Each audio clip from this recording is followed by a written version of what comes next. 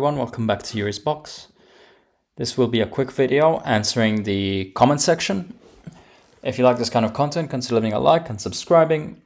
And as usual, nothing in this video is financial advice.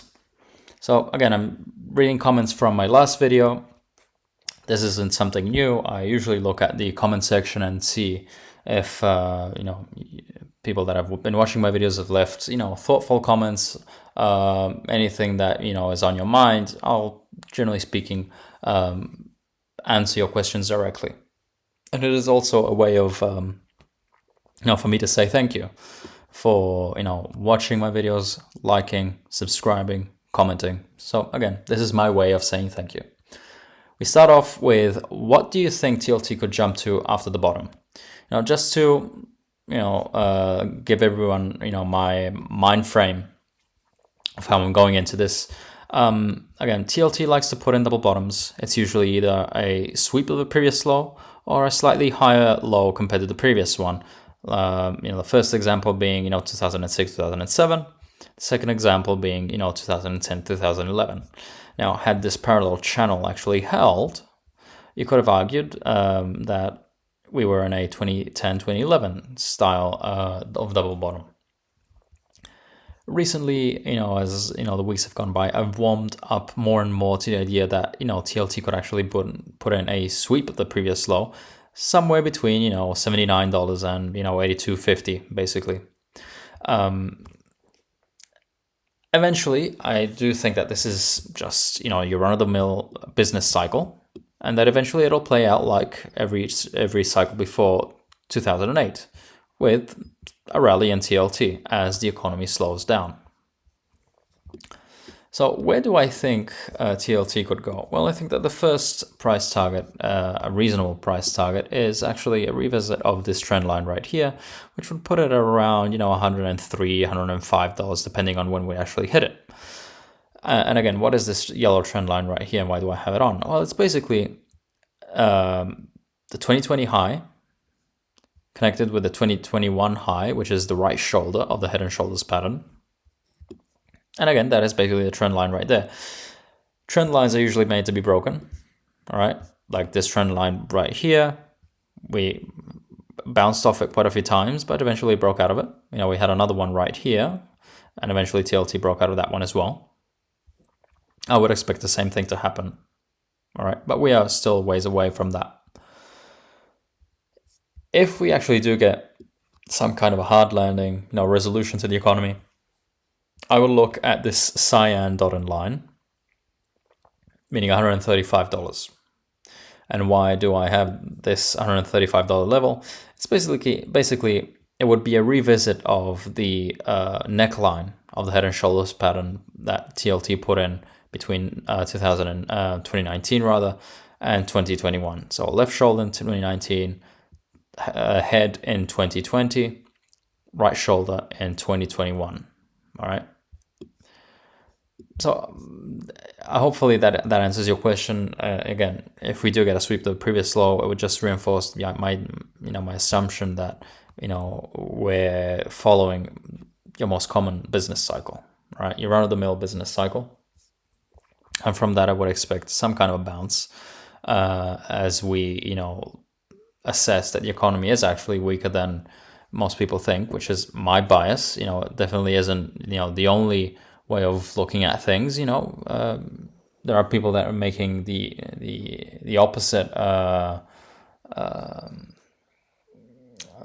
rather saying the opposite about the economy, that is strong and inflation is the problem. Time will tell who is correct on that front. So again, just to reiterate, where do I think TLT could go? Well, again, in the short term, sweep of the previous low. After that, look for a kiss of this trend line right here, right around whatever it could be, 105, 107, 103, depending on whenever we hit it. And if actually we do get that landing, we could retest the neckline or the head and shoulder pattern that we put in just after during and after the pandemic. So yeah, hopefully that answers your question, and I'll be moving on to the next question. which is this one right here from Matt Engels. I recognize you. You're not the first time. It's not the first time you comment. Good on you. Do you think the Fed will have to step in, and if so, when? This is going to be a pretty straightforward answer, really. I don't know when the Fed will step in. Eventually, they will step in, yes. But my assumption going into this is that, again, the Fed isn't a proactive force in the market. The Fed doesn't look to the future for answers. It looks to the past for answers. Many times, if you've watched my previous videos, especially in the last video I made, I looked at, basically what happened in June, kind of to showcase what the Fed does. In June, we had those hefty inflation prints. All right, we were right here. Inflation was not cooperating, and so what did the dot plot say? Well, it was saying that everybody was quite hawkish, and remember all those rate cuts we were speculating on? Yeah, forget about it. Why? Because we're reacting to the fact that inflation was quite sticky. Inflation moves down after that. We have the growth scare during the summer. Sure enough, in September's SEP, we have the exact opposite. Everybody takes the elevator down and starts to point towards rate cuts. All right. The Fed reacts to whatever it is that it is smacking it in the face. And I use the expression smacking it in the face purposefully, because they don't wait for something to kind of nudge them on the shoulder. They wait for something to smack them in the face. They wait for something to have definitive proof that is the problem. And again, to kind of reiterate this, you can look at what happened in 2020 2022 and the inflation that we had during those years. Did they wait until, let's say, April 2021 to hike rates? Inflation was at 4.2%. Would it have been sensible to hike rates back then? Absolutely. But no, they actually started hiking rates right here in March of 2022.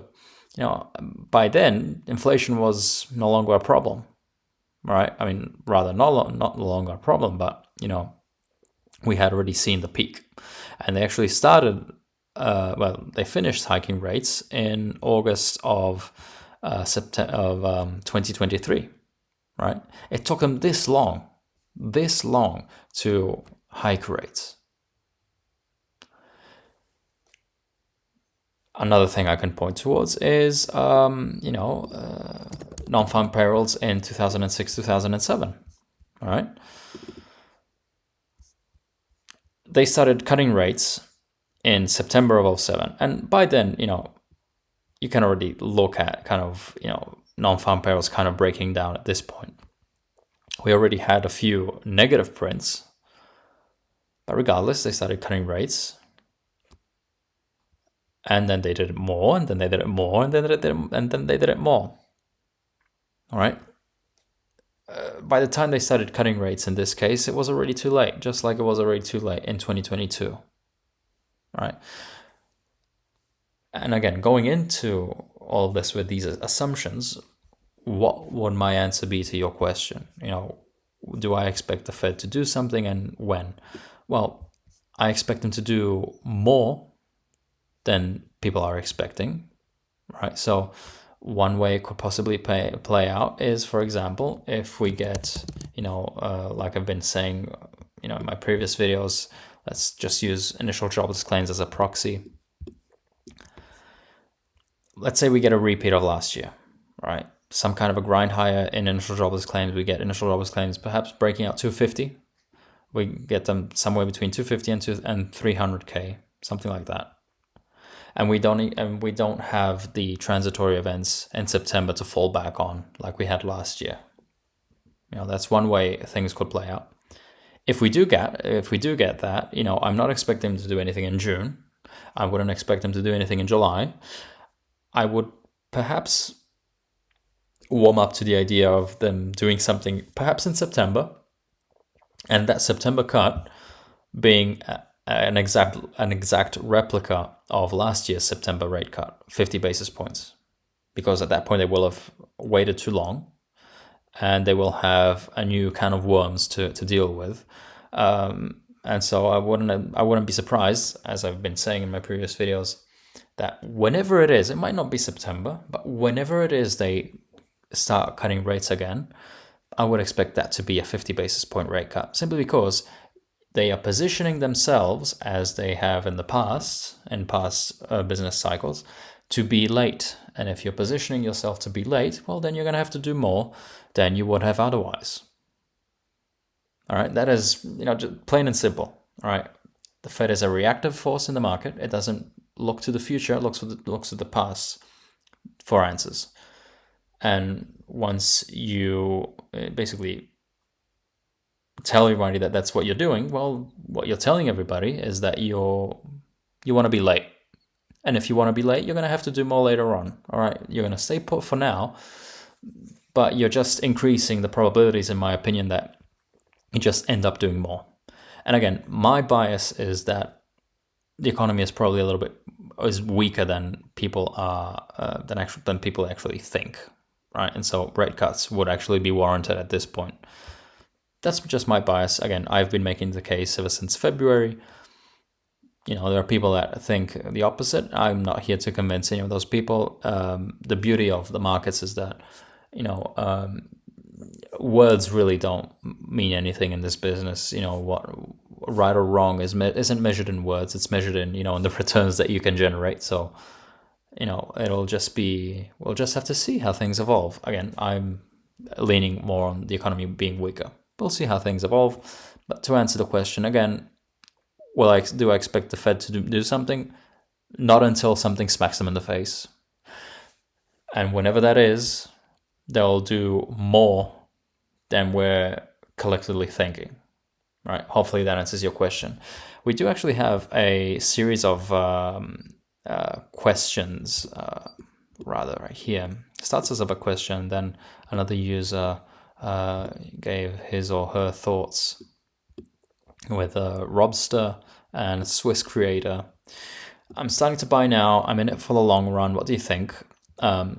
Again, Swiss Creator gives, I guess, he or her opinions, and I think this is quite reasonable, honestly. You can play around with the timing of this. I've been in the camp that this is going to be a process. I would steer clear of really leaning into the temptation of wanting immediate satisfaction, immediate gratification, that we're going to have just a spike and it's going to rip the Band-Aid off and we're going to have, the world collapse immediately. And it'll be a process. I've been saying that ever since April, and I maintain that view. All right. So, again, I wouldn't necessarily disagree with Swiss Creator. I think this is a reasonable outlook. All right. As far as Robster's question is concerned, I'm starting to buy now. I'm in it for the long run. What do you think? Well, the first thing I can tell you is that to buy at the lows, first of all, you need patience. All right. You're going to need a lot of patience. You're going to have to look through a lot of, what is happening right now. And mostly because the problem with buying at the low is that, again, as Swiss Creator said, where was it? I can imagine TLT making a lot low. Everyone would be in fear and sold, and then it will jump up. Again, this is why it's tough buying at the low. It's because nobody wants to buy at the low. Everybody sells at the low. All right. And when you're at the low, you have everybody on Twitter, for example, reminding you of why buying, whatever asset it is at the low is a terrible idea. I remember reading things like that on Bitcoin right here when Bitcoin was at the lows in 2022 with FTX collapsing.